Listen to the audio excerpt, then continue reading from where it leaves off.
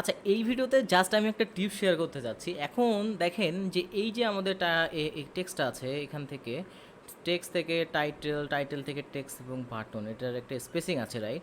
So আমরা typically যেটা করি সেটা হচ্ছে সে এই টেক্সটটা আছে, এই ক্লাসটা আছে, মার্জিন বটম ইউজ করি, দেন টাইটেলের মার্জিন বটম ইউজ করি, টেক্সটে মার্জিন বটম ইউজ করি, এবং তাহলেই আর তিনটার মধ্যে সমান সমান স্পেসিং পেয়ে যাচ্ছে।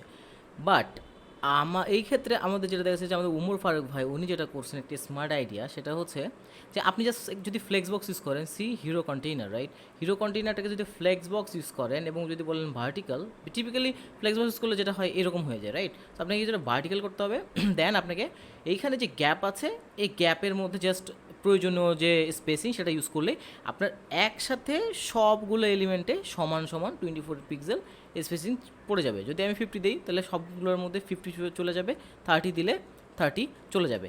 তো এই ক্ষেত্রে বেসিক্যালি আপনারা যদি দেখেন যে প্রতিটা এলিমেন্টের মধ্যে সমান সমান স্পেসিং আছে, সেই ক্ষেত্রে ডেফিনেটলি আপনারা ফ্লেক্সবক্সের গ্যাপ ইউজ করতে পারেন।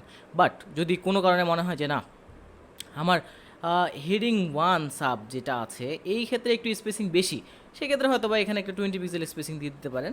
বাট সেই ক্ষেত্রে আবার এইখানে দেখেন মার্জিন বটম দিতে হচ্ছে না, এখানেও মার্জিন বটম দিতে হচ্ছে না। বা যদি আপনি ফ্লেক্সবক্স ইউজ না করতেন তাহলে কি হইতো, আলাদা আলাদাভাবে মার্জিন বটম ইউজ করতে হইতো স্পেসিং দেওয়ার জন্য।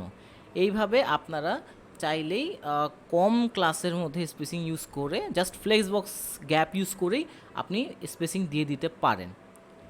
ওকে, থ্যাংক ইউ।